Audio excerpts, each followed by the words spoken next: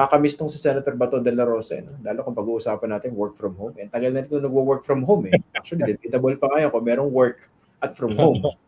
Nagtatago eh, di ba? Tapos may sweldo. At sino nagdepensa sa kanya? Si Robin Hood. Sabi niya, bakit? No? Nagawa naman niya ang trabaho.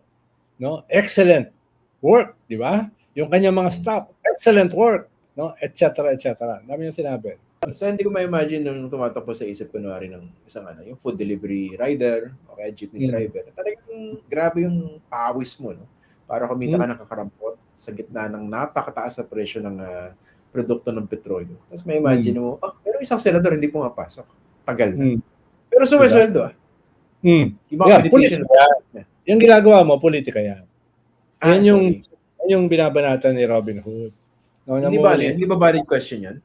Oo. Yan ang ginagawa mo. Namumulitika ka.